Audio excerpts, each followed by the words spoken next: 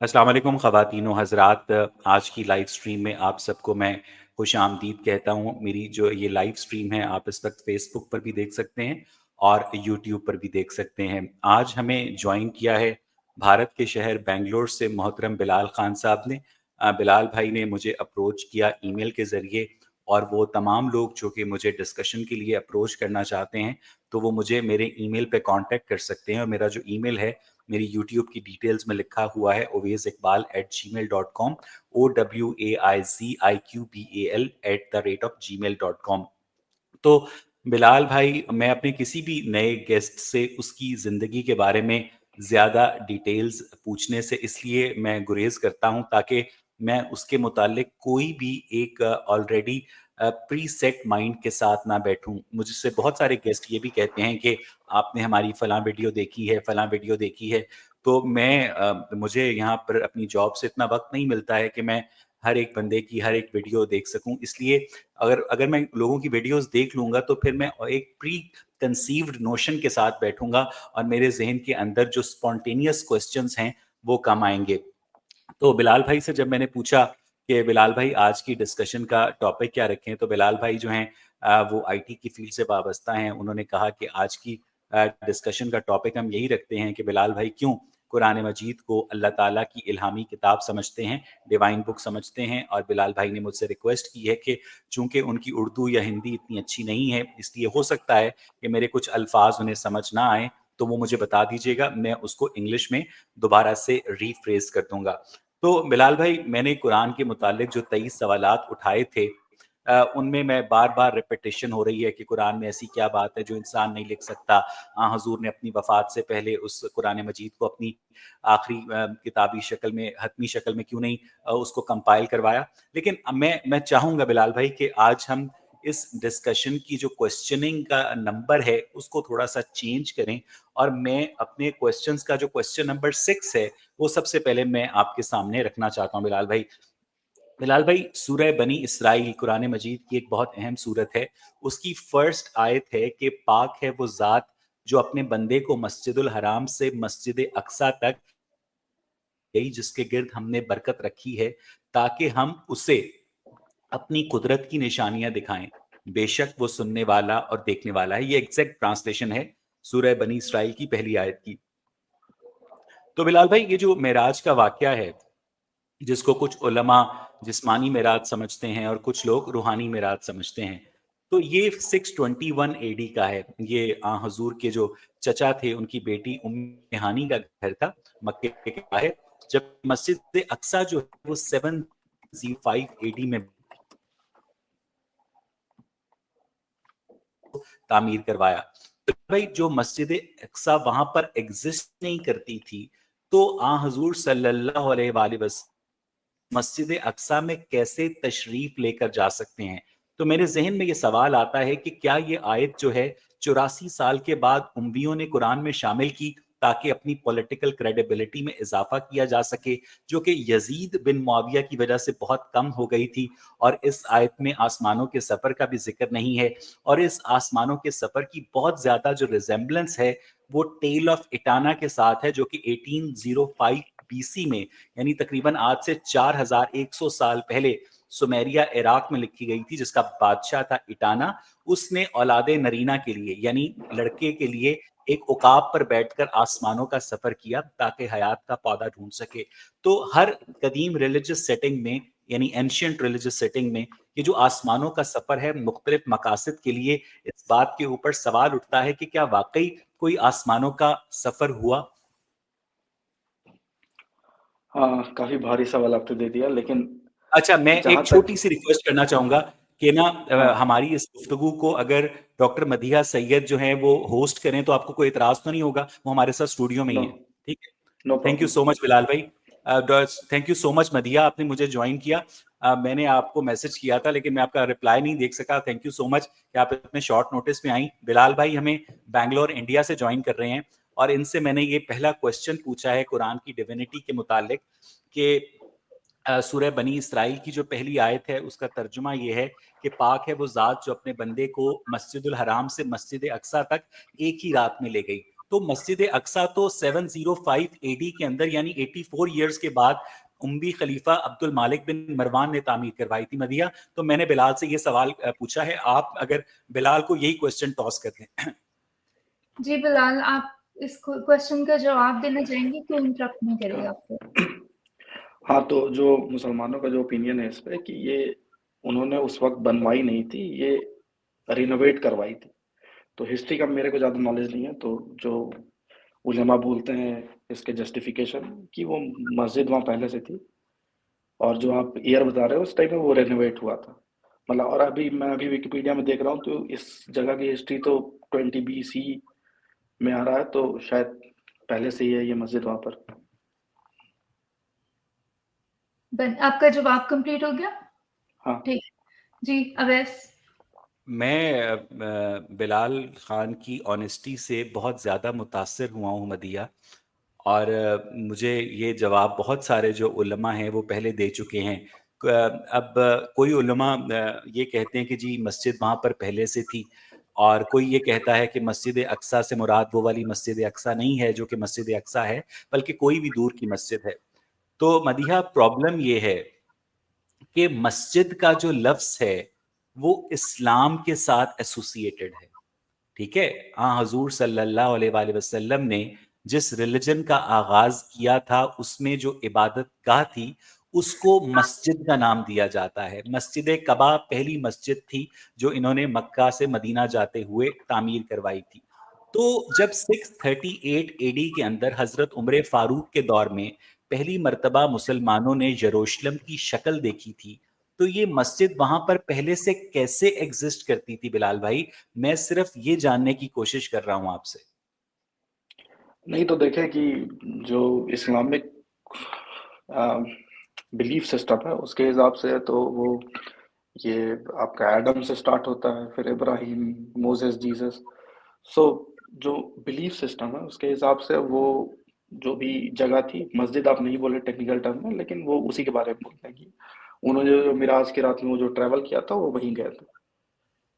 बाकी इसमें कोई मतलब सॉलिड एविडेंस के साथ कुछ देना तो पॉसिबल नहीं है, मैं भी हिस्ट्री का कुछ खास एक्सपर्ट नहीं हूँ, बट ओपिनियन यही है लोगों का कि वहाँ वो मस्जिद पहले से थी।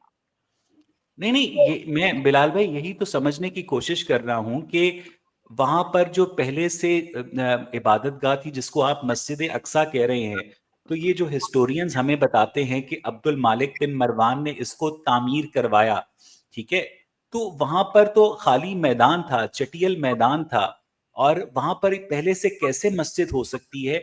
और आपको टेम्पल नहीं? टेम्पल तो वहाँ पहले से था। जी जी, तो आपको हेकले सुलेमानी की वही। बात कर रहे हैं ना आप?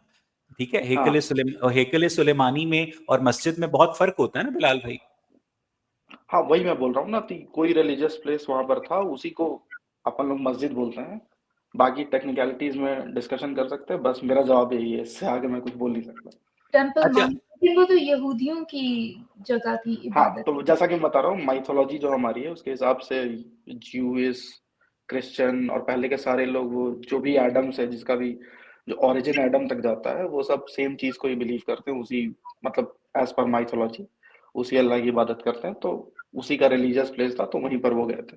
ये लेकिन उलेमा जुडाइज्म का ओपिनियन है। अल्लाह का जिक्र नहीं है। हाँ, नाम कुछ और होगा, जैसे क्रिश्चियन गॉड को याहवे बोलते हैं, मुझे पता है, लेकिन आप नाम अलग अलग ले लें, लेकिन बात उसी की हो रही है। जी अवैस। मैं बिलाल भाई, यानी वो उलमा जो ये कहते हैं कि ये सफ़र जो है रूहानी था, जिस्मानी नहीं था, जो उलमा ये कहते हैं कि मस्जिद अक्सा से मुराद कोई भी दूर की मस्जिद है, आपने उनकी राय को रद्द कर दिया। तो जो मुसलमान हैं उनका खुद आपस में इस बात पर इत्तफाक नहीं है कि मस्जिद अक्सा वहाँ पर पहले से थी या मस्जिद अक्सा से मुराद कोई भी दूर की मस्जिद है। अच्छा बिलाल भाई, ये बताइएगा कि आपकी अंडरस्टैंडिंग के मुताबिक हजूर सल्लल्लाहु अलैहि वसल्लम जिस्मानी तौर पर मस्जिद अक्सा गए थे और कैसे गए थे? What was the means of transportation actually? जी, देखिए क्वेश्चन है कि ये मेटाफोरिकल था कि वो जिस तरह कहते हैं ख्वाब आया था, ख्वाब में जर्नी थी, या वाकई कोई घोड़े पे वो बैठ के गए थे? मुझे लगता है ऑनेस्ट पोजीशन ये होनी चाहिए कि जितना भी रिलीजियस बात है वो मोस्टली लिटरल ही है, क्योंकि अभी के जो अपोलोजेटिक मुस्लिम्स है वो रूहानी और ये मेटाफोर ये सब करने लगे। बट स्टोरीज तो ये बोलती कोई बुराक आया था, उस पे बैठ के वो गए थे, और आजकल उसको जबरदस्ती साइंस में फिट करने की कोशिश कर रहे हैं, लेकिन ये ईमान की बात है। तो मेरे हिसाब से ये लिटरल ही लेना चाहिए इसको। लिटरल का मतलब कि वो वाक़ई ही तो गए, वो लिटरल वाकई किसी बुराक में बैठ के वो वहां तक गए थे। बुराक हाँ। पे बैठ के गए थे। अच्छा, ऐसा कोई जानवर आपके ख्याल में एग्ज़िस्ट करता है, जिसके पर हों और वो आया हो, जो अ, उड़ता हो घोड़ा? मतलब ये उसी यूनिकॉर्न की तरह कोई जानवर है, एग्जिस्ट तो नहीं करता, बट ईमान की बात है। हुँ, या लेकिन हो आपको सकता लगता है है पुरानी कई स्पेशली उनके लिए आया हो आसमानों से। अच्छा, पुरानी कई मैथोलॉजीज़ में उसी तरह का जानवर एग्ज़िस्ट करता है, तो आपको ये लगता है कि वहाँ से लिया गया था? कहाँ पर? मुझे नहीं पता इस बारे में। ग्रीक मिथोलॉजी में भी उसी तरह का जानवर हाँ, है, हिंदू मिथोलॉजी में भी आपने देखा हाँ, होगा हाँ, सारे कि सारे रिलीजन में कुछ चीजें कॉमन मिलती है, और ये आसमानों का सफर भी हर रिलीजन में कॉमन है, ये मुझे पता है। मेरा ये अब इससे क्वेश्चन था दो। मदिया, मेरा मेरा यही क्वेश्चन था हाँ, कि 1805 बीसी में, यानी आज से 4100 साल पहले हमें टेल ऑफ इटाना मिलती है, जिसमें सुमेरिया इराक का जो बादशाह था इटाना, उसने औलादे नरीना के लिए यानी मेल अपने तख्त के वारिस के लिए आसमानों का सफर किया देवताओं को मनाने के लिए, और ये सफर उकाब पर बैठकर किया गया था। ठीक है, यानी आप देखें कि उकाब के भी पर होते हैं, और क्योंकि घोड़े को उड़ाना था इसलिए उसको भी पर लगाए गए।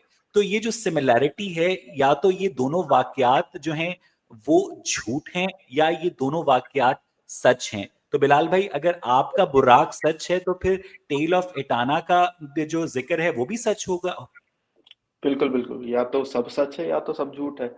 और जैसा कि जो ओपिनियन है कि पहले भी नबी आते थे और इस तरह के मौजज़ात होते थे, तो वो भी सच हो सकता है। जो इस तरह की फ्लाइंग कहानी हर रिलीजन में पाई जाती है। जी, ये फ्लाइंग हॉर्स जो है वो ग्रीक मिथोलॉजी में भी है, winged immortal stallion Hindu born mythology में भी है। Blood of Medusa after Perseus beheaded her. तो ये सारी पुरानी मिथोलॉजी से चीजें चुरा-चुरा के डाली गई हैं। आपको ये लगता है कि मज़हब एक दूसरे से कॉपी शुदा हैं, या आपको लगता है कि या इस्लाम तो सारे मज़हब एक दूसरे से प्लेजराइज़्ड है, या फिर सारे मज़हब करेक्ट हैं। ईमान पे बात आ जाती है भाई घुमा फिरा के। ठीक है? लेकिन या तो लेकिन सब सारे सच हो सकता मजहब है, या सारे मजहब तो करेक्ट नहीं हो सकते ना। नहीं तो इस्लामिक बिलीफ सिस्टम ये बोलता है ना कि मज़हब सारे करेक्ट ही हैं, बाकी सारे fabricated and we are the latest version. So ये अपना पॉइंट है कि वो आप सब कह भी रहे करेक्ट है, हैं कि बट सारे फैब्रिकेटेड हैं, बाकी सारे में कौन-कौन से आप स्पेसिफाई करेंगे? अब आप मेजर रिलीजन ले लें अभी के जो भी है, क्रिश्चियनिटी, जुडाइज़्म, लेकिन अभी इस्लाम। आप कह रहे थे कि जुडाइज़्म और क्रिश्चियनिटी का जो कंटिन्यूएशन है वो इस्लाम है। हाँ, अभी सबसे आप अपडेटेड वर्ज़न। थे। हाँ। ये विंडोज तो सॉरी, नहीं है मुझे ना कि आपको कभी आप विंडोज एक्सपी लॉन्च कर देते हैं, कभी आप विंडोज 8 लॉन्च कर देते हैं, कभी आप विंडोज 9 लॉन्च कर देते हैं, कभी आप विंडोज 10 लॉन्च कर देते हैं, क्योंकि उसमें पिछले सॉफ्टवेयर में बग्स आ जाते हैं। आप अल्लाह ताला की, यानी आप कह रहे हैं कि तौरात जो है, ज़बूर जो है, इंजील जो है, और वो जो बिलीफ सिस्टम्स हैं वो सारे जो है प्लेजराइज्ड हो गए थे, और उसके बाद अल्लाह ताला को गुस्सा चढ़ा कि यार अब के जो मैं किताब नाजिल करूंगा उसमें मैं प्लेजरिज्म नहीं होने दूंगा, आप ये कह रहे हैं।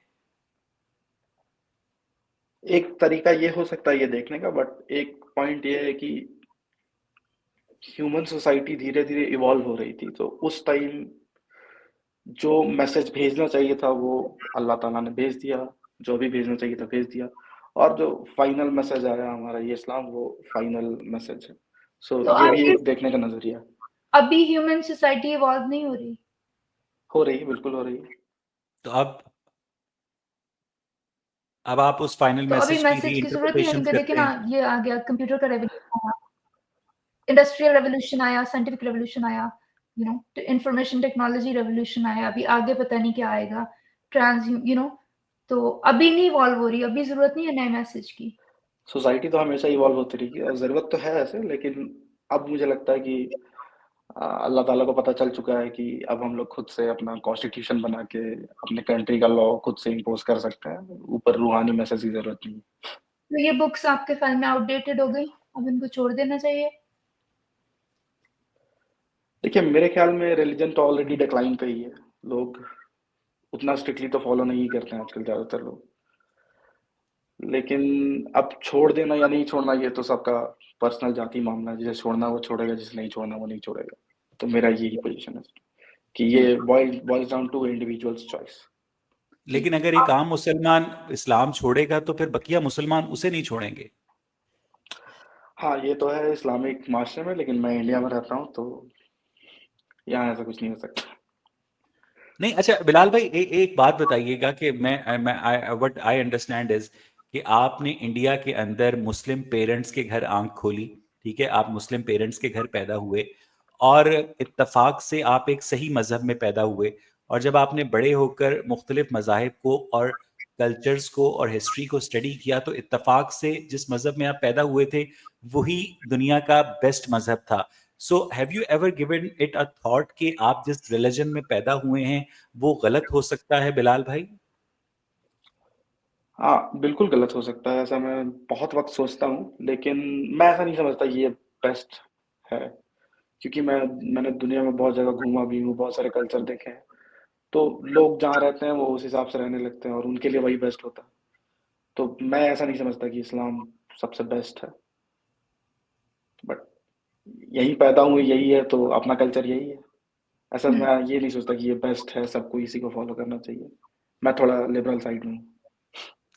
अच्छा, तो बिलाल भाई, मैं बल्कि डॉक्टर मदिया आपसे भी ये पूछना चाहूँगा कि हमें मुसलमानों के अंदर बहुत सारी वैरायटीज़ मिलती हैं, बहुत सारे जो मुसलमान हैं हमारे क्वेश्चंस पर हमें कत्ल करने का फतवा देते हैं कि जो मुर्तद है वो कत्ल हो, उसको उसकी सज़ा कत्ल है।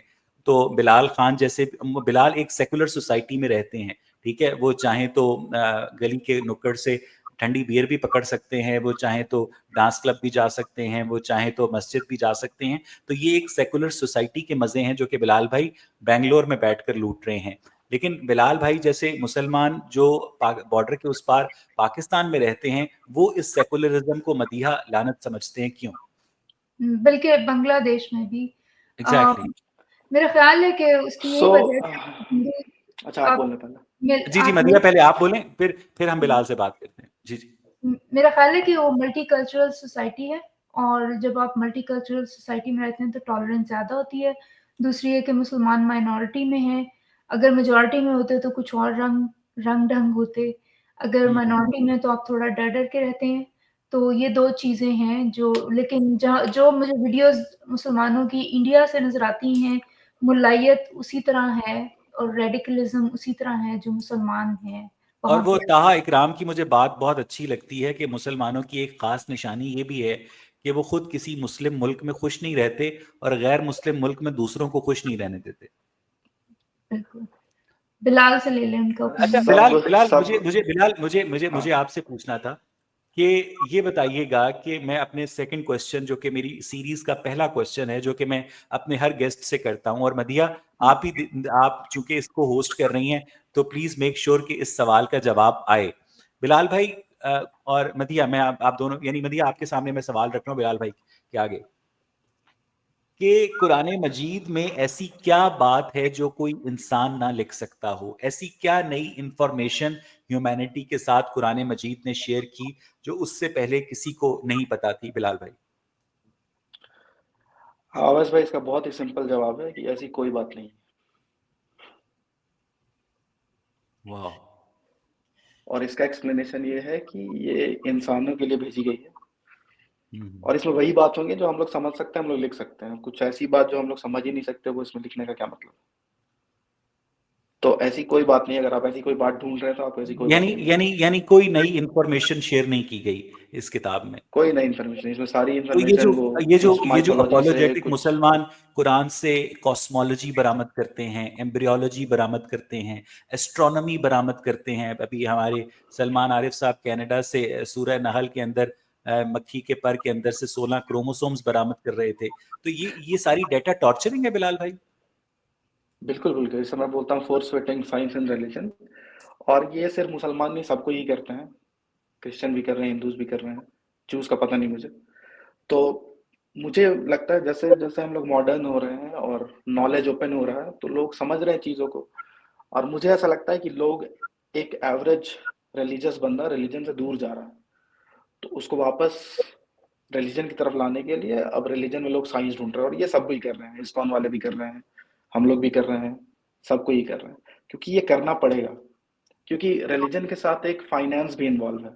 अब आप समझ लीजिए जिसने मदरसे में पढ़ाई की है और जिसका रोजी रोटी ही चलता है इस पे, वो ये नहीं करेगा तो क्या करेगा? तो बहुत बड़ा फाइनेंस इन्वॉल्व है।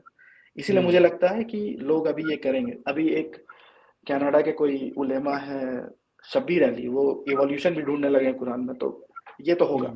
इनफैक्ट वो अपने वो हैं पाकिस्तान के, क्या नाम उनका, इंजीनियर मिर्जा साहब, वो तो जी साहब जी। बोलते हैं कि नए साइंटिफिक नॉलेज के हिसाब से तर्जुमा बदल दिया जाता है और वही सही था, तो ये तो चलेगा ही। अच्छा, मुझे यही ये ऑनेस्ट बात है, बताइएगा ऐसा कुछ बिलाल है भाई नहीं इसमें। कि हर नई साइंटिफिक अंडरस्टैंडिंग के बाद कुरान मजीद की या किसी भी मजहबी किताब की री इंटरप्रिटेशन की ज़रूरत क्यों पेश आती है? अगर पहले साइंटिस्ट ये समझते थे कि ईथर एग्जिस्ट करता है, जो कि एक हाइपोथेटिकल मैटर था, जो हमें आज पता है कि ईथर एग्जिस्ट नहीं करता है, तो सर सैयद अहमद खान ने कुरान से ईथर बरामद कर दिया। बाद में साइंस ने कहा ओह गलती हो गई, ईथर तो एग्जिस्ट ही नहीं करता। तो बाद में जो उलमा कराम है उन्होंने कुरान से ईथर खारिज कर दिया। तो आपको नहीं लगता कि अपनी किताब को नई साइंटिफिक फाइंडिंग्स के साथ अलाइन करने की जो ख्वाहिश है, वो साइंस को सुपीरियर और रिलीजन को इंफीरियर साबित करती है बिलाल भाई? बिल्कुल बिल्कुल, agree with you on this point, क्योंकि ये इंफीरियोरिटी कॉम्प्लेक्स ही है जो लोग अपने अपने रिलीजियस स्क्रिप्चर्स में साइंस ढूंढ रहे हैं, जबकि ऐसा करना नहीं चाहिए। मैं बड़ी ईमानदारी के साथ समझता हूं कि Bilal is sitting on the verge of atheism. और मेरा ख्याल है कि बिलाल ने अगर दो चार मेरा किताबें, बिलाल से जी एक क्वेश्चन है कि Bilal as a rational person, जो बिलाल वेरी रैशनल या जी, जो स्टोरीज हैं जो कुरान में हैं, बहुत पार्टिंग ऑफ द सीज, और ये जो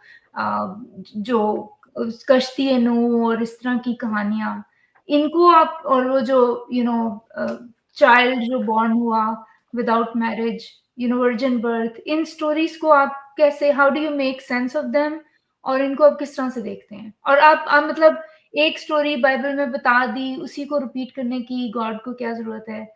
इतने सालों बाद कोई नई इंफॉर्मेशन देता है जो काम आती है, उन्हीं स्टोरीज को, और उन स्टोरीज का अब हम क्या करें?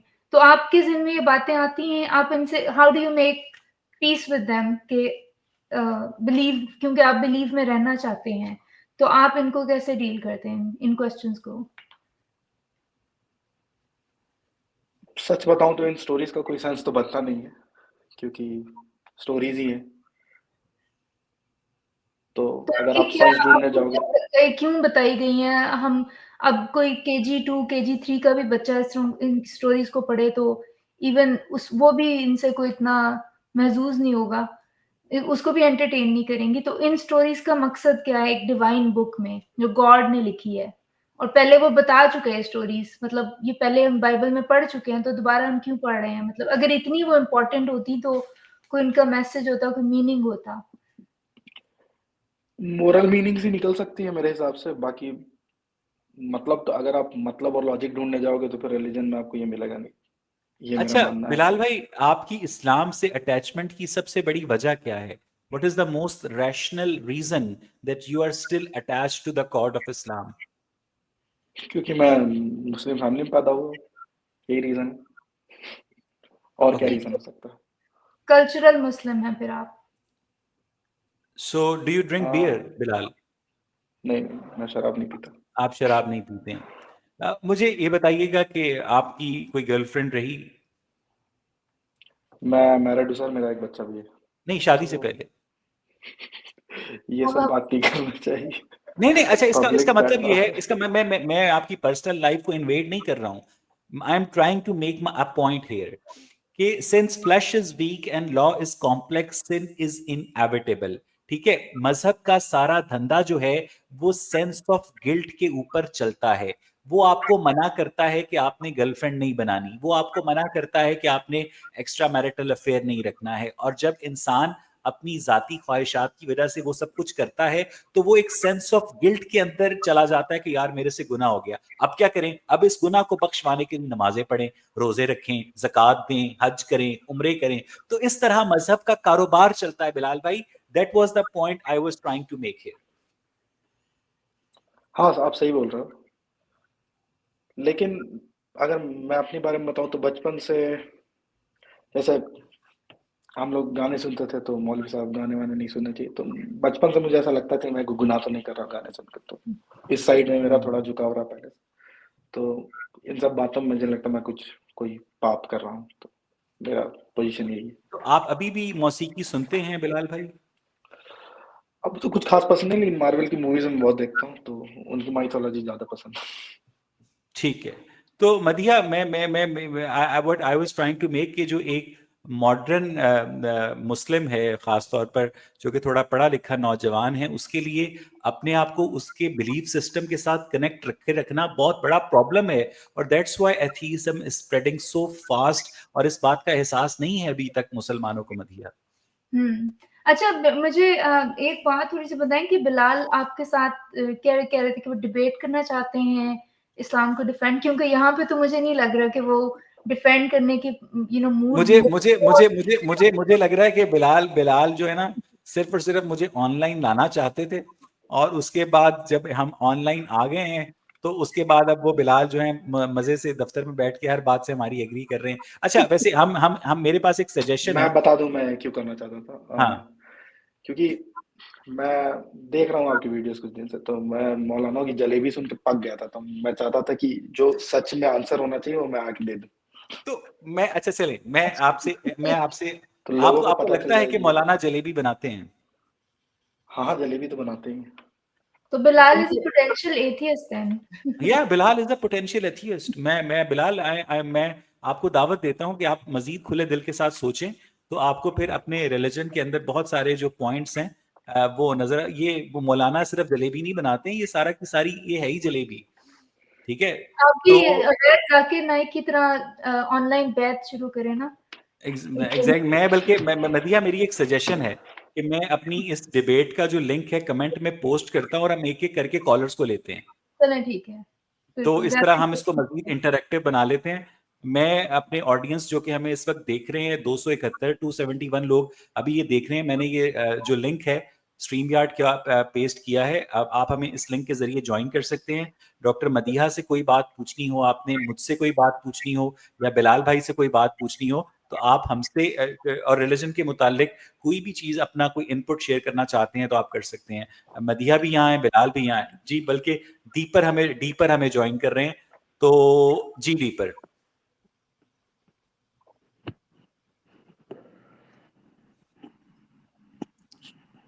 जी डीपर कुछ बोलिएगा। डीपर मतलब आवाज आ रही जी है जी मेरी? जी जी आवाज आ रही है। हाँ हाँ, बोलिए सर।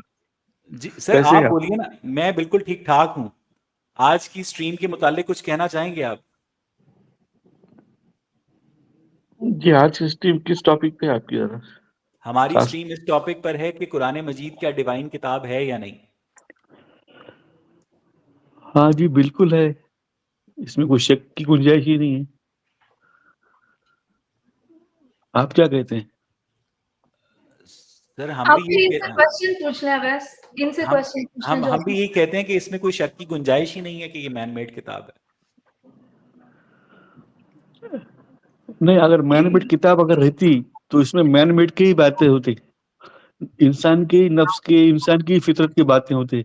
लेकिन इसमें जो है कॉज बताया गया है, ये किताब में वो कॉज है जो आम इंसान नहीं लिख सकता। वो क्या कॉज है? मैंने कायनात बनाई, मैंने इंसान बनाए, मैंने पौधे बनाए, मैं मारता हूँ, मैं पैदा करता हूँ, ये इंसान के ख्यालात के, ये बहुत ऊपर है की बातें हैं, ये जो इंसान इसको नहीं समझ सकता, नहीं लिख सकता।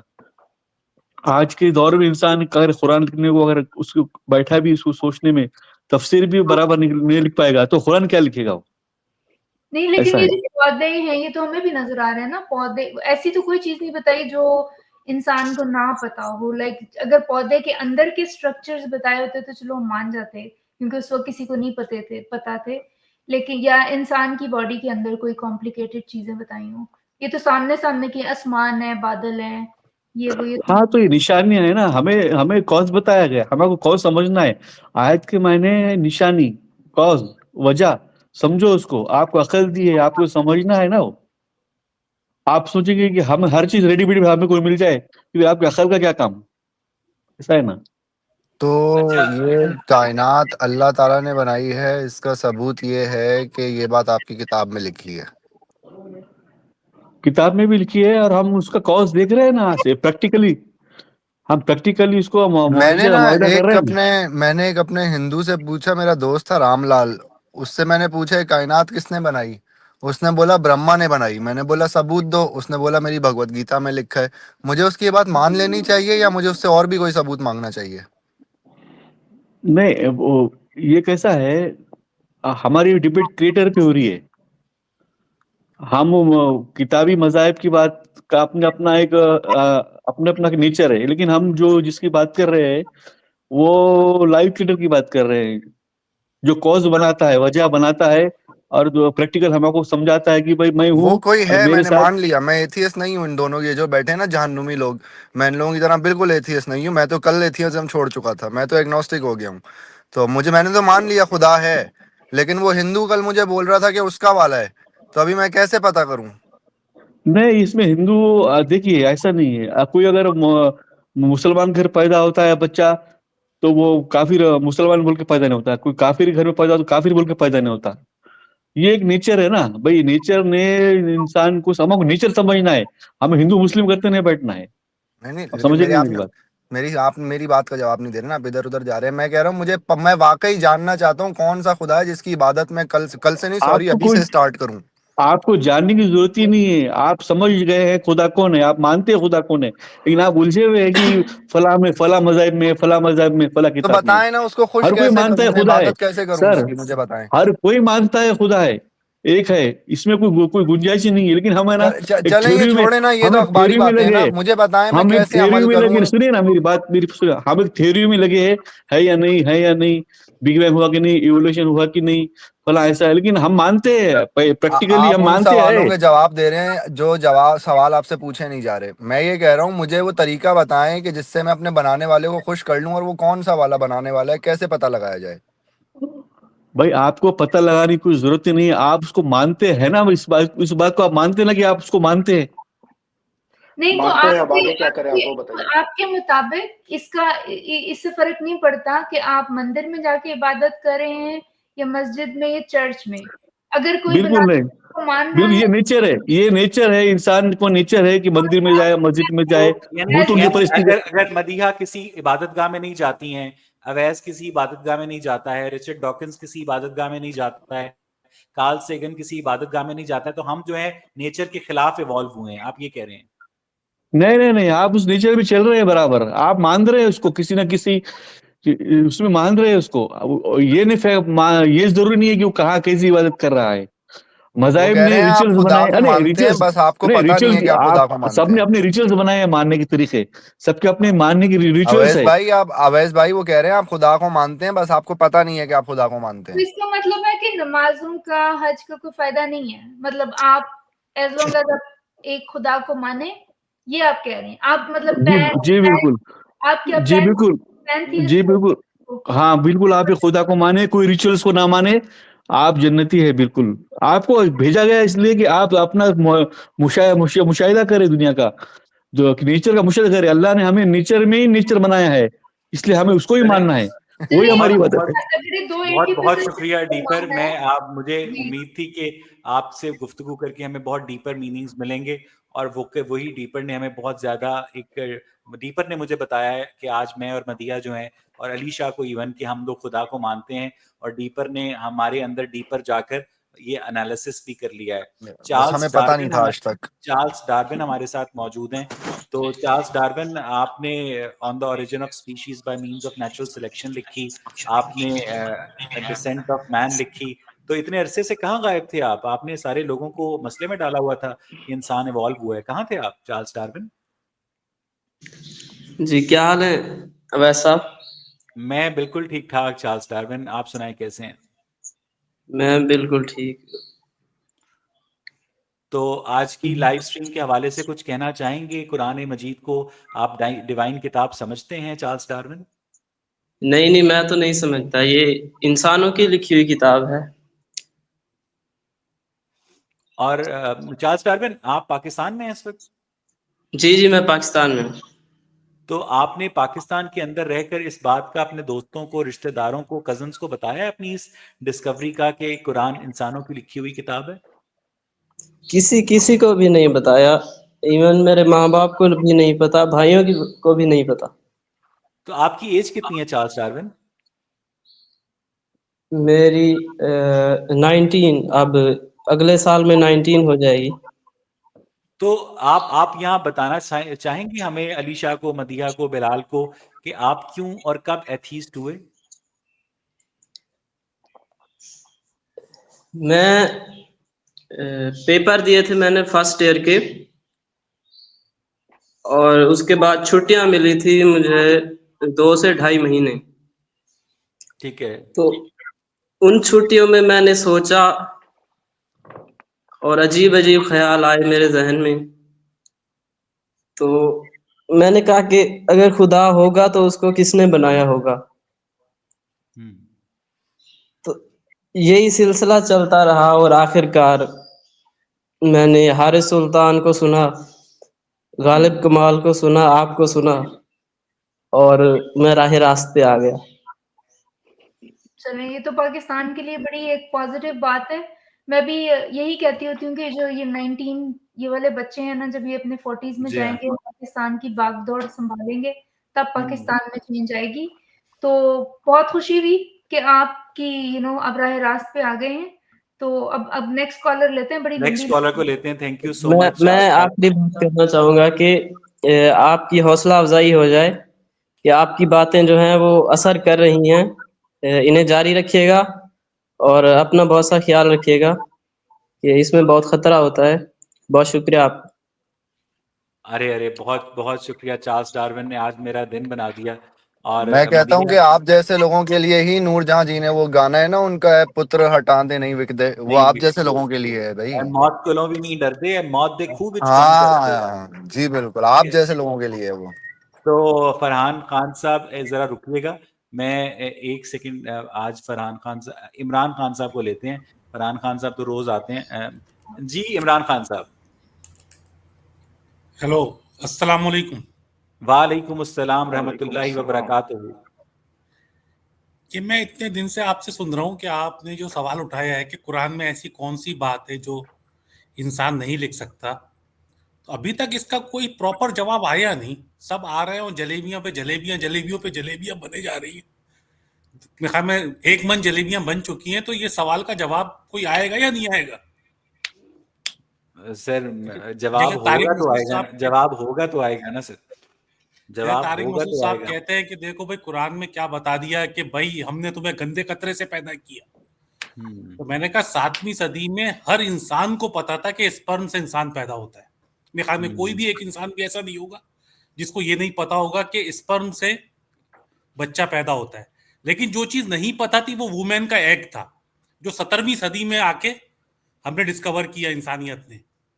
तो जितना इंसान को पता था वही कुरान में आ गया, जो इंसान को नहीं पता था वो कुरान में भी नहीं है। तो लेकिन तारिक मसूद इमरान खान साहब, ये जो इतने ज्यादा मुसलमान हैं, 1 अरब 80 करोड़ जो मुसलमान हैं, जो एक दूसरे को काफिर कहते हैं, हालांकि ये काफिरों की मेहरबानी है कि वो सारे मुसलमानों को मुसलमान कहते हैं, लेकिन मुसलमान तो एक दूसरे को काफिर कहते हैं।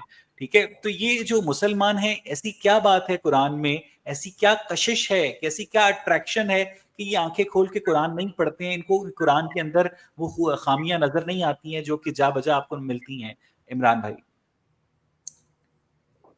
हाँ, मतलब ये कि मेरी तो समझ से बाहर है, जो दिन और रात का चक्कर में जो उन्होंने चांद और सूरज का चक्कर उन्होंने लगवा दिया, तो सूरज तो नहीं चल रहा, लेकिन जब एस्ट्रोनॉमी ने ये किया कि ये मिल्की वे के अराउंड 22 करोड़ साल में जो एक चक्कर लगा रहा है, तो कह रहे वो बात हो रही है जो सूरज का चक्कर है। तो वो 22 करोड़ साल पे चले गए वो, लेकिन ये नहीं देखा कि जमीन घूम रही है। अच्छा, जमीन के घूमने का नहीं बताया, क्योंकि उस पर जियोसेंट्रिक मॉडल था कि जी हाँ। जमीन एक जगह है और बाकी सब चीजें घूम रही हैं। तो वही चीज कुरान ने ले ली कि जमीन अपनी जगह है, सूरज भी घूम रहा है, चांद भी घूम रहा है। लेकिन जब बाद में ये पता चला नहीं जमीन घूम रही है, सूरज अपनी जगह है, तो वो वहां चले गए मिल्की वे में। मैं आपकी बात समझ रहा हूँ मदिया। मैं आपसे क्वेश्चन करना चाहता हूँ और मैं चाहूंगा कि अलीशा आप पर आधे मुल्ला तो कहते जमीन साकिन है, वो तो नहीं मानते। एग्जैक्टली इमाम अहमद रजा बरेलवी ने 101 दलाइल के साथ साबित किया कि जमीन साकिन है। नहीं तो वो सही बात है ना उनकी, क्योंकि सूरज और चांद का चक्कर का बताया है ना, तो उनकी बात अपनी जगह सही है कि कुरान की हिसाब से तो जमीन साकिन भी हो सकती है। साइंटिफिकली वो बात गलत है, लेकिन कुरान के हिसाब से वो बात ठीक हो सकती है। अच्छा मदीहा, आपको लगता है कि हुजूर सल्लल्लाहु अलैहि वसल्लम को अंदाजा था कि उनकी वफात के बाद इस्लाम इतना ज्यादा फैल जाएगा, या उन्होंने सिर्फ और सिर्फ वक्ती जो पॉलिटिकल जरूरियात हैं उनको मद्देनजर रखते हुए अपना हिदायतनामा मुरतब किया था? मदीहा, मैं आपकी जाती राय पूछना चाह रहा हूँ। हमें तो बहुत ही थोड़ी सी इंफॉर्मेशन है, मेरा ख्याल है जो प्रॉफिट की लाइफ के बारे में मेरा ख्याल है 1-2 पेजेस की है। बाकी जो हदीसें हैं वो तो 2 साल बाद लिखी गई थी। तो इट्स वेरी डिफिकल्ट टू से ये। और जो एक्स्ट्रा जो मुसलमानों से हट के जो सोर्सेज हैं वो तो कंफर्म भी नहीं करती कि इस नाम का कोई शख्स एग्जिस्ट करता था कि नहीं। तो बहुत मुश्किल है ये कहना कि कितना इस्लाम का मतलब कि जो बनु उमैया है ये उन्होंने लिखा है, ये बाद में इसको क्राफ्ट किया गया है, कितना। तो इट्स वेरी डिफिकल्ट क्योंकि हिस्ट्री इतनी वेग है, इतने सारे होल्स हैं। और मुसलमानों में क्योंकि क्यूरोसिटी नहीं है, थैंकफुली, कि मुसलमान सुस्त हैं, लेजी हैं, नहीं पढ़ते। अगर पढ़ते तो 2 बिलियन में से 1 बिलियन तो एथियस्ट हो जाते, और जो बाकी 1 बिलियन है वो टेररिस्ट होते, जिस तरह अलकायदा है, आईसिस है। क्योंकि कुरान पढ़ के या तो आप एक्सट्रीमिस्ट बन जाते हैं या फिर आप एथियस्ट बन जाते हैं। अच्छा, मैं पढ़ते नहीं है। मैं मदीहा आपसे ना एक बात पूछना चाहता हूँ कि मैं बचपन में ना बैंगन नहीं खाता था क्योंकि मुझे बैंगन के नाम से चिढ़ थी। तो मेरी माँ उसमें ना ढेर सारे टमाटर डाल के मुझे कहती थी कि ना मैंने आज तुम्हारे लिए नई चाइनीज सब्जी बनाई है। तो मैंने पूछा उसका नाम क्या है, तो वो कहने लगी इसका नाम चिंग चोंग है। तो मुझे क्या ये पॉसिबल है कि अरबों की अखलाकी हालत इतनी बुरी थी कि हजूर सल्लल्लाहु अलैहि वसल्लम को वाकई उन्हें ये बताना पड़ा कि भाई मेरे पास आसमान से एक फरिश्ता आया है और उसने तुम्हारे लिए ये हिदायत भेजी हैं? हो सकता है प्रॉफिट वाकई ही अरबों की जो एक मॉरल गाइडेंस चाहते हों, लेकिन अरब इतने ढीठ हों कि वो एक शख्स की बात पर एतबार करने की जगह एक फरिश्ते की कहानी पर ज्यादा एतबार करते। पॉसिबल है, हो सकता है कि उस वक्त उन्होंने रिफॉर्म्स करने की कोशिश की हो और यही एक तरीका था लोगों को बताने का कि मजहब है। May be he was very smart and intelligent at that time, क्योंकि अगर आपकी इतनी सारी फॉलोइंग है एक वक्त एक शख्स की, तो must be something charismatic about that person. तो ये तो बात माननी पड़ेगी ना, कोई लीडरशिप क्वालिटीज किसी में होती है तो उसके पीछे कोई लोग आते हैं। तो ये भी एक पॉसिबिलिटी हो सकती है कि कोई तो अलीशा इसके ऊपर आप क्या कहेंगे? मैं इस पे कहूंगा कि मेरा ये ख्याल है कि ब्लास्फेमी आज फिर भी थोड़ी आसान हो गई है, लेकिन पुराने वक्तों में ब्लास्फेमी इससे भी कई गुना बड़ा गुना माना जाता था। तो जब जब तारीख में बड़े लोगों ने ये वाला काम किया तो वो मशहूर हो गए। मूसा ने ब्लास्फेमी की, फिरौन अपने फिरौनों की अपने ज़माने की, ईसा ने ब्लास्फेमी की यहूदियों की, मोहम्मद ने ब्लास्फेमी की मूर्ति परस्तों की। तो जितने ब्लास्फेमर थे, प्रॉफिट का नाम अदब से लीजिएगा अली भाई। बहुत सारे मुसलमानों के जज्बात उससे अटैच मैंने तो एक्चुअली नाम लिया भी नहीं। आप उनका नाम हजरत मोहम्मद सल्लल्लाहु अलैहि वसल्लम हजरत मोहम्मद सल्लल्लाहु अलैहि वसल्लम ने गुस्ताखी की बुत परस्तों की। तो ये गुस्ताख जो थे, मेरे ख्याल से ट्रेंड है कि गुस्ताख हमेशा हिस्ट्री में बड़े मशहूर रहे हैं। तो इसका मतलब है कि मदीहा और मैं भी मशहूर होने जा रहे हैं आपके साथ। आज नहीं होंगे 100, 150, 200 साल बाद शायद होंगे। हाँ, तो ना हो, हमारी जान हमें बहुत प्यारी है। सही बात है। हुजैफा हमें ज्वाइन कर रहे हैं। हुजैफा, आप कुछ कहना चाहेंगे? अस्सलाम वालेकुम अवेश भाई, कैसी तबीयत है आप लोगों की? सर बिल्कुल, मैं अभी पैनाडोल लेके बैठा हूँ। अवीज भाई, मैं 22 ईयर ओल्ड फ्रॉम कराची। मुझे तकरीबन 1.5 साल हो गए एथियज्म को अपनाए हुए।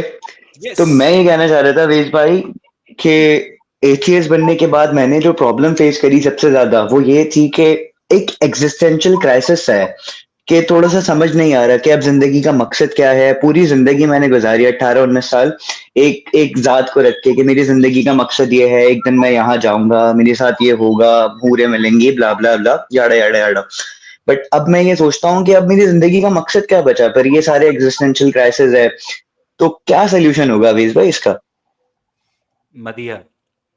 एग्जिस्टेंशियल क्राइसिस देखें, अगर तो आपको बहुत इंटरेस्ट, आप बड़े हाइपर सेक्सुअल थे और आपको हूरों में बड़ा इंटरेस्ट था, तो दैट मस्ट बी वो एक बड़ा अच्छा गोल हो सकता है। लेकिन अगर आपको इतना कोई खास इंटरेस्ट नहीं था, तो फिर आप अपना अभी कोई इंटरेस्ट बना सकते हैं। मतलब आप अपना आई डोंट नो 22 इयर्स हैं, तो आपको आपका जो भी प्रोफेशन है, जिस तरह अवैस और मैं we like to educate people, तो ये हमारा लाइफ गोल बना हुआ है एक तरह से।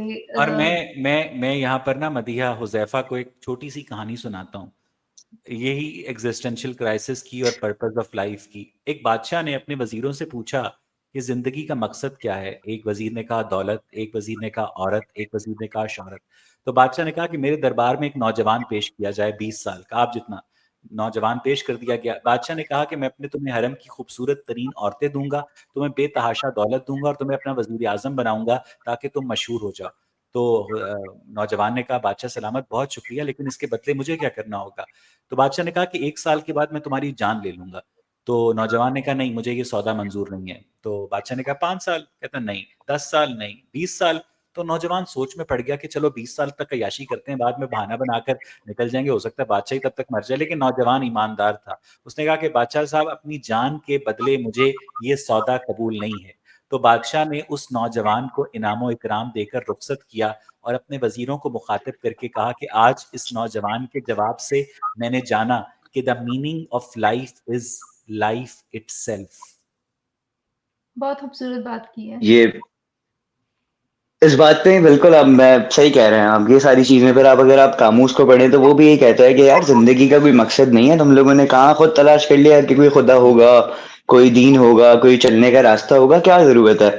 आए हो, जियो, एंजॉय करो, खेलो कूदो और मर जाओ। तो अब बिल्कुल देखें। ऐसी ही बात है कि आपकी दीवार पर जो छिपकली है वो कॉन्शियसनेस डेवलप करने के बाद ये सोचने लगी कि मेरा इस दीवार पर चढ़ने का मकसद क्या है। जरूर मैं किसी आला मकसद के लिए इस दीवार पर चढ़ रही हूँ और इस दीवार के पार एक ऐसी दुनिया है जिसके हसूल के लिए मुझे जिद्दोजहद करनी चाहिए। तो ये जो पर्पस की जो परस्यूट है ना, ये बहुत ही एक मीनिंगलेस चीज है। चले मुझे आप ये बताएं कि जब तक आप मुसलमान थे तब तक आपका पर्पस सिर्फ और सिर्फ जन्नत में जाकर हूरों के साथ एक मल्टी डायमेंशनल सेक्स करना था। आपने एक पोर्नोग्राफिक एनवायरनमेंट के अंदर जिंदा रहना था। ये मुसलमानों की जिंदगी का पर्पस है हुजैफा? मुझे तो वो ज्यादा नहीं अवेश भाई, लगती है ना, अच्छा क्योंकि मेरे पास तो एक बड़ा वाइडर पर्पस था कि मैं अभी पढ़ाई करूंगा, फिर प्रोफेसर वगैरह बन जाऊंगा, कुछ कामयाब इंसान बनूंगा, फिर लोगों की हेल्प करूंगा। जब लोगों की हेल्प करूंगा तो फिर उसके बाद अल्लाह खुश होंगे, अल्लाह खुश होंगे तो वो मुझे जन्नत इनायत करेंगे। ये एक पूरा एक थॉट प्रोसेस था मेरी जिंदगी का। बट जब से मैंने एथिज्म में आया तो ये तो थॉट प्रोसेस चला गया। फिर समझ आया कि वो सारी चीजें यार बोगस नहीं, कोई कोई रैशनैलिटी तो, तो फोकस ही नहीं था मेरा। अब जो मुझे ज्यादा प्रॉब्लम होती है वो ये होती है कि जिंदगी में नाकामयाबी जो है उसकी जिम्मेदारी किस पर डाले इंसान। पूरी बचपन से तो मैंने अपनी हर नाकामयाबी, हर हर फेलियर पे मैंने कहा कि नहीं यार, ये अल्लाह की तरफ से है, नसीब समझ के आगे बढ़ जाओ। मैं भी खुश, घर वाले भी खुश, सब कुछ खुश। बट अब तो सारी चीजें मेरे कंधों पे ही हैं और मुझे ऐसा लगता है कि मेरे कंधे इस दुनिया की सारी तकलीफें, नहीं सफरिंग नहीं, और इन सारी चीजों के लिए तो बने ही आप नहीं। अभी आप 22 साल के हैं। जब आप 30 साल के होंगे तो आप अपनी तमाम तर नाकामियां, एफएससी में कम नंबर, यूनिवर्सिटी में कम नंबर, उसके जिम्मेदार आप खूबसूरत हमसाई को ठहरा सकते हैं। छत पे आती है बन के तमन्ना मेरी हमसाई शमा। मैं बहक गया था, नौजवान था, लेकिन अब मुझे अकल आ गई है। क्या कहते हैं? जो भी आपकी जो ये बिल्कुल भी है, आप उनसे लर्न करते हैं। आप उस वक्त जी आपको हाँ, लगा होगा कि जी ये हाँ, नाकामी है और ये आपको जी हाँ। फॉरएवर, लेकिन हर नाकामी, हर कामयाबी आपको एक लेसन की और तरह। हर नाकामी आपको ये लेसन देती है कि कामयाबी तक पहुंचने का ये रास्ता गलत है।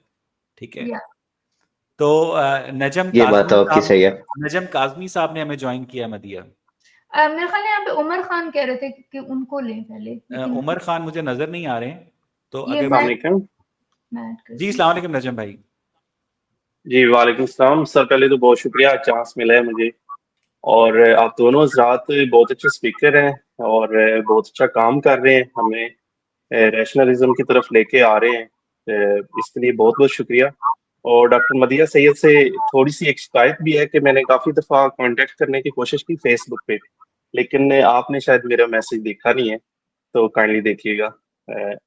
आपके बारे में मुझे एक बात भी कहनी है सॉरी, कि मैं मैं देखूं किस चूंकि टाइम बीइंग अ होता। मुस्लिम, जी कोई बात नहीं। मैं इस बात में हैरान होता हूँ कि आपकी जितनी भी मैंने स्ट्रीम देखी है, आप बड़े तहम्मुल से बोलती हैं, बहुत तहम्मुल से, अपने लहजे को बहुत आप लाइटली रखती हैं। लेकिन मैं अपने उलमा को जब देखता हूँ, मैं शिया मसलक से ताल्लुक रखता हूँ, हमारे शिया उलमा भी स्पेशली जो कराची से ताल्लुक रखते हैं, या हमारे जो दीगर उलमा है जैसे ताहिरुल कादरी साहब हैं, तो वो इतना वो गला फाड़ के बोलते हैं। मैं सोचता हूँ कि क्या ज्यादा ऊंचा बोलने से हम अपनी बात को ज्यादा अच्छे तरीके से कन्वे कर सकते हैं।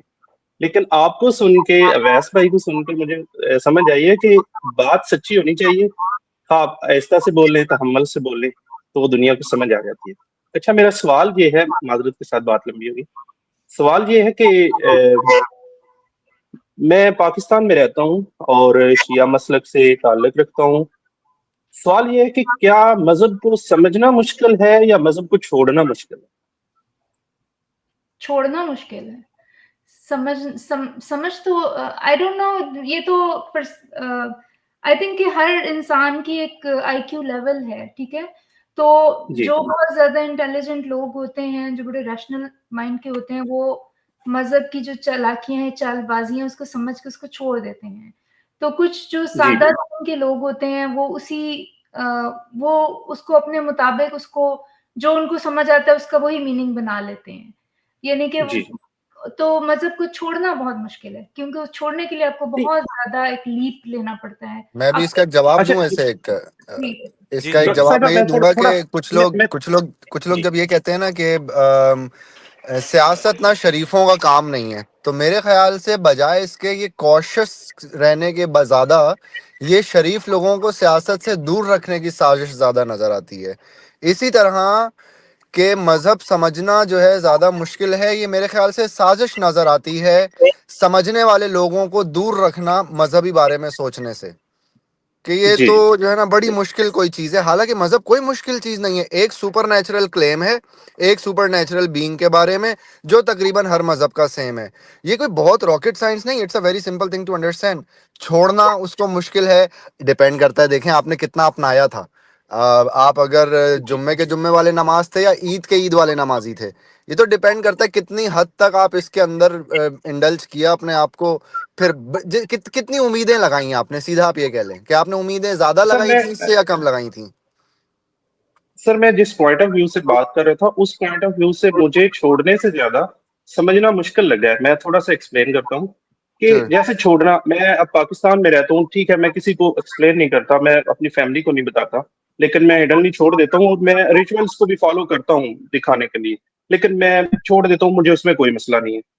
अच्छा, लेकिन अगर मैं समझना चाहता हूँ तो जो मुझे डिफिकल्टी सामने आई है, जैसे बहुत सारी कॉन्ट्रडिक्शंस हैं, या कुरान को जमा करने के बारे में, या बांदियों के बारे में, लोटियों के बारे में, वो जब हम अपने उलमा से पूछते हैं तो सर सीधा फतवा हम पे जड़ दिया जाता है। और मुझे लगता है कि वो कहते हैं कि आप ब्लाइंडली फॉलो करें इसको, बस ये हमारे शियों में तो एक बड़ा वो मशहूर जुमला है, वो कहते हैं कि अली और मोहम्मद सल्लल्लाहु अलैहि वसल्लम मानने के लिए है, ना कि उनके बारे में सवाल किया जाए।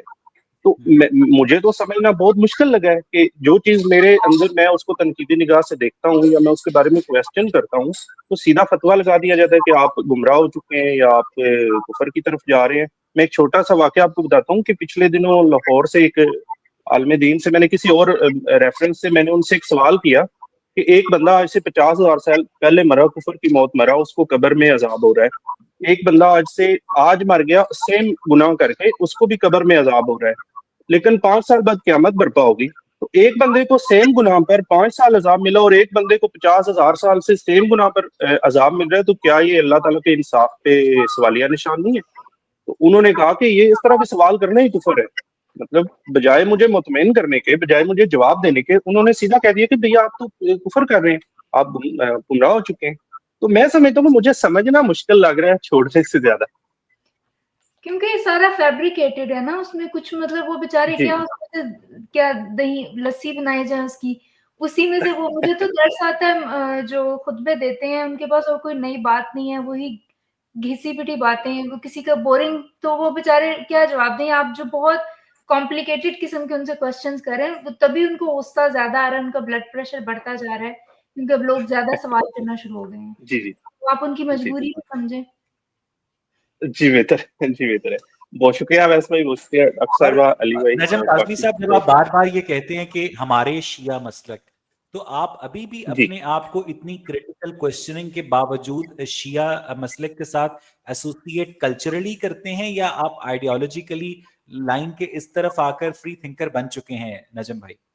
नहीं, मैं फ्री थिंकर हूँ सर, मैं फ्री थिंकर हूँ, लेकिन मैं पाकिस्तान में रहते हुए आप मैं समझना चाह रहा हूँ। मेरा सवाल ही बेसिकली मैंने उस पॉइंट ऑफ व्यू से किया है कि मैं समझना चाह रहा हूँ, लेकिन हमें कुछ समझाना नहीं चाह रहा। अब मैंने कई बार अपने उलमा को ये मिसाल दी है, मैं आपसे व्हाट्सएप पे कनेक्टेड रहता हूँ कई बार, आपसे भी और दूसरे कई दोस्तों से भी, कि हम आप लोगों से सवाल करते हैं तो आपने कभी आगे से फतवा नहीं लगाया कि ये साइंस के बारे में आपने क्यों पूछ लिया हमसे सवाल, या हिस्ट्री के बारे में क्यों पूछ लिया, या बिग बैंग के बारे में क्यों पूछा। तो हमारे उलमा क्यों कहते हैं कि आपने क्यों पूछ लिया? तो मैं समझना चाह रहा हूँ, जो ये मेरी समझ में फिलहाल नहीं आ रहा। बहुत सारी मैंने बुक्स जो जो पढ़ी हैं। बेवकूफ लोग हैं वो रिलीजन को सही समझते हैं, जो अक्लमंद लोग हैं वो रिलीजन को गलत समझते हैं, और जो चालाक लोग हैं वो रिलीजन को यूजफुल समझते हैं। तो जिन उलमा जी से आप अपने सवालों के जवाब लेने जाते हैं, ठीक है, वो रिलीजन को यूजफुल समझते हैं। आपको क्या लगता है कि आज अगर जावेद अहमद गामदी को या मौलाना तारिक जमील को एहसास हो जाए कि रिलीजन मैन मेड है, कुरान मैन मेड है, इस्लाम मैन मेड है, और हमने सारी उम्र अपने पैरोकारों को जो टीचिंग्स बताई हैं वो गलत थी, तो क्या वो पब्लिकली उनके अंदर इतनी ऑडेसिटी है कि वो इस बात का लोगों के सामने बरमला एतराफ करें और रिलीजन की वजह से उन्होंने जितनी दौलत कमाई है वो वापस कर दें? जुनेद जमशेद मौलवी हो गया था, लेकिन म्यूजिक से उसने जितने पैसे कमाए थे उससे उसने बिजनेस खड़ा कर लिया हुआ था। तो हमारे मौलवियों के अंदर बिल्कुल इतनी ऑडेसिटी नहीं है कि वो आपके सामने इस बात का एतराफ कर सकें कि हम झूठ बोल रहे थे। दूसरी बिल्कुल बात सर, ऐसे ही कोई भी है, नहीं जो अभी सोशल मीडिया की वजह से लोगों में इतनी करेज आई है क्वेश्चंस करने की। आप ये इनको भी ये अभी वो यूज्ड टू हो रहे हैं इस चीज के, उन्हें भी यकीन नहीं आ रहा कि लोग इतने धड़ल्ले से सवाल कर रहे हैं उनसे।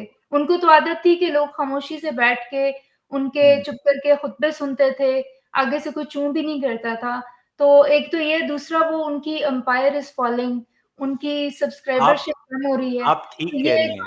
एक गुस्सा उनका ये भी है, ठीक है? तो आप उनकी बिल्कुल मजबूरियाँ बिल्कुल। समझें मैं और जब उनसे क्रिटिकल मैं जब सीनियर क्वेश्चन जब मैं बूढ़े मजहबी उलमा के साथ मदिया और नजम और बिलाल भाई और अली जी शाह जब गुफ्तगू करता हूँ ना, तो मैं उनकी आंखों में ना हैरत देखता हूँ, और फिर हैरत के बाद मैं उनकी आंखों में खौफ देखता हूँ कि ये क्या हो रहा है, ये क्या हो रहा है, ये सवाल, ये इतनी गुस्ताखी, ये मजाल। फिर वो जाकर आपके ऊपर फतवे लगाते हैं ब्लास्फेमी के, कि ताकि बिल्कुल इस ब्लास्फेमी, बिल्कुल आज आप पाकिस्तान से 295A 295B 295C, आप पाकिस्तान के लॉ से ये 3 शिकें खत्म कर दें, फिर आप देखिएगा कि पाकिस्तान के अंदर एथीज्म का जो तूफान है, हर दूसरा बंदा अपने आप को आइडेंटिफाई करेगा एज एन एथियस्ट, क्योंकि उसे पता है कि जो रिलीजन है उसकी स्टुपिडिटी किस हद तक उसकी जिंदगी के ऊपर हावी थी। नजम साहब, लोग बेवकूफ नहीं है, पीपल आर स्मार्ट। बिल्कुल एग्जैक्टली नजम साहब, बिल्कुल और मैं आपको बताऊं जिस कम्युनिटी से आप आते हैं ना, मैं भी उसी कम्युनिटी से आता हूं। आप यकीन नहीं जी जी करेंगे कि खारा दर पे सबसे आगे हलके में लगी हुई अंजुमन जो है ना, उसके साथ पढ़ने वालों में मैं होता था। लेकिन मेरे साथ में खड़े हुए कितने लड़के जो थे ना, वो एथियस्ट थे। वो सिर्फ कल्चरली उनको नोहे पढ़ना पसंद था, क्योंकि सिंगिंग प्रैक्टिस भी, गले की प्रैक्टिस भी हो जाती है, तो उनको उस हिसाब से वो चीजें पसंद थी। लेकिन वो अल्लाह वल्लाह में कोई नहीं मानते थे वो। बिल्कुल सर, मैं जानता हूँ ऐसे लोगों को, बहुत सारे लोग ऐसे। अब तो हर गली मोहल्ले में 2-4 आपको मिल जाते हैं फ्री थिंकर्स, बस वो और कह नहीं जो सकते, उनकी रिलीजियस मजबूरी ये है, रिलीजन को। हाँ उनकी मजबूरी ये है कि वो इमाम बारगाह में किसी से शेयर नहीं कर सकते। वो आपस में होटल पे बिल्कुल बैठ के तो बता सकते हैं अपने दोस्तों में चाय पीते हुए, लेकिन वो इमाम बारगाह में बिल्कुल। बैठ के ये बात नहीं कर सकते। अच्छा, लेकिन हमें सर हम फैक्ट, सवाल तो रेज कर सकते हैं ना अपने उलमा से, जिनके आगे हम वाह वाह करते हैं और नारे लगाते हैं। कम से कम उनके सामने हमें सवाल करना चाहिए। लेकिन मैं समझता हूँ अदब के दायरे में रह के सवाल किया जा सकता है। मैं मुसलमान हूँ, बीइंग अ मुस्लिम मैं सवाल कर सकता हूँ, मेरा राइट है ये। मेरा ख्याल है अगर मैं एक मजहब को प्रैक्टिस कर रहा हूँ, या मुझे कहा जा रहा है कि आप इस मजहब को प्रैक्टिस करें, तो आप आए मातम करें, आप आए मजालिस सुने, आप जुमा पढ़ें, आप नमाज पढ़ें, तो उन पर मुझे सवाल करने का भी पूरा हक होना चाहिए, जी, जो असल में नहीं दिया जाता। कि ठीक है। उनको इतने इंटेलिजेंट होते तो वो ये बात समझ चुके होते कि रद्दुल इल्हाद कॉन्फ्रेंसेस की बजाय अगर वो हाँ लोगों हाँ हमारे बल्कि मेरी वीडियोस लगा लगा के डॉक्टर मदिया की वीडियोस लगा लगा के रद्दे इल्हाद कोर्स मुरतब किया जा रहा है। मैं तो सोच रहा हूँ कि मैं ही पढ़ाना शुरू कर दूं। और आप देखें ना, देखें मदिया की मजबूरी नहीं है। मदिया जो है ना वो कोई प्रोफेशनल है। अगर उसके पास है यूट्यूब का चैनल कल को बंद भी हो जाए तो भाई उसको एक प्रोफेशनल है, कहीं और से घर चला लेगी। अवैस जो है बड़ा अच्छा बोलता है, कस्टमर सर्विस स्किल्स हैं, चलो कहीं नौकरी करके। लेकिन कुछ लोग ऐसे हैं कि जिनके पास कोई दूसरा स्किल भी क्या बिल्कुल करूंगा जो हो गया इश्क में नाकाम, मुझे तो दूसरा काम भी नहीं आता। फैक्ट चेकर से आखिरी बात कर लेते हैं, उसके बाद आज की स्ट्रीम को खत्म करते हैं मदिया। वो नहीं, अवैस एक नुमान थे, वो बल्कि इधर थे, फिर वो उनको अपने जाने दिया तो वो ठीक है, नहीं नहीं नोमान से भी बात करते। जी फैक्ट चेकर। जी आदाब सबको। और मैं पहले तो ये कहूँगा कि वो जावेद अख्तर की पोइम में है ना, आप बात कर रहे थे कि बुजुर्ग क्वेश्चनों पे अभी थोड़ा सा गुस्सा करते हैं, तो वो जावेद अख्तर के हवाओं को चलने से पहले बताना होगा कि वो किस रफ्तार से चलेंगी, सरकशी की और तूफान की कोई इजाज़त नहीं है। तो वो शायद सुनी होगी आपने, तो मेरा ख्याल है जी हाँ। यही बात है। और दूसरा एक और बात आप कर रहे थे थोड़ी देर पहले कि ठीक है आप इज्जत से नाम लेना चाहिए, मगर जब आप बात करते हैं हजरत मोहम्मद सल्लल्लाहु अलैहि वसल्लम, इसका मतलब है कि आप खुदा से उनके लिए दुआ कर रहे हैं। तो एथियस्ट कैसे ये दुआ कर सकते हैं? जिसको अल्लाह को मानते ही नहीं, उसके लिए वो दुआ तो नहीं करे ना। नाम तो उनका हजरत मोहम्मद है। हजरत मोहम्मद मेरा ख्याल है काफ़ी नहीं है ये सारी तो उसके लिए दुआ भी पढ़नी पड़ेगी साथ में। तो तीसरा मेरा क्वेश्चन ये था, शायद मैं थोड़ा सा आपको अवैस एम्बेरस भी करूं मैं थोड़ा सा, तो मुझे माफ़ कीजिएगा। मैं हमेशा सोचता हूँ कि मैं कभी बात करूं, मगर मैंने कभी बात नहीं की। बात ये है कि सोच रहा हूँ करूं या ना करूं, चले मैं कर देता हूँ। तो मुझे माफ़ कीजिएगा अगर मेरे से कोई अगर आपको अच्छी ना लगे। मसला ये है कि देखिए हजूर एक दफ़ा जब उनकी शादी हुई थी सफिया से, हजरत सफिया से, तो उनके दोस्त आए हुए थे घर पे काफ़ी सारे। तो उन्होंने कहा कि उनको चाह रहे थे कि वो जाना चाह रहे थे, तो फिर एक आयत आ गई थी ताकि वो उनको कह रहे थे कि जब आप खाना खा चुको तो फ़ौरन रवाना हो जाया करो। तो ये खुदा ने भेज दी, क्योंकि खुदा ने कहा था कि हजूर तो शर्माते हैं मगर मैं नहीं शर्माता। तो मेरा ख्याल है मैं अगर मैं ठीक से उसका तर्जुमा कर रहा हूँ तो अवैस मुर्शिद है मेरे, तो ये तो थोड़ा शर्माते हैं। कोई हमारे सारे दोस्त हैं यहाँ पे बैठे और अमूमन आते हैं, तो कभी इन्होंने नहीं कहा कि सुपर चैट भेजे मुझे या सुपर स्टिकर भेजे। तो मैं तो नहीं शर्माता था, मैं तो कहूँगा। एक सेकंड, फैक्ट चेकर एक सेकंड। अब मेरे पास फैक्ट चेकर एक सेकंड। असल में बात यह कि मेरा आज यहाँ पर जो इंटरनेट है ना बहुत ज्यादा डिस्टॉर्टेड है। पता नहीं कोई प्रॉब्लम हुआ है वाईफाई का भी। और ये आप जो भी अभी बात करना जा रहे हैं इसको यहाँ पर रोक लें। अगली स्ट्रीम में आप इस बात को जिसको जब पूरी तरह नेट कनेक्टिविटी सही होगी तब इस बात को आप कीजिएगा। चलो ठीक है, ठीक है, ठीक है, आप कीजिए बात। Okay, thank you, Abhishek ji. आप ठीक मुझे है। सुन सकते हैं? अच्छा जी अच्छा, मैं सिर्फ I will take 2 minutes. I know Awais you want to end the stream. जी जी नोमान भाई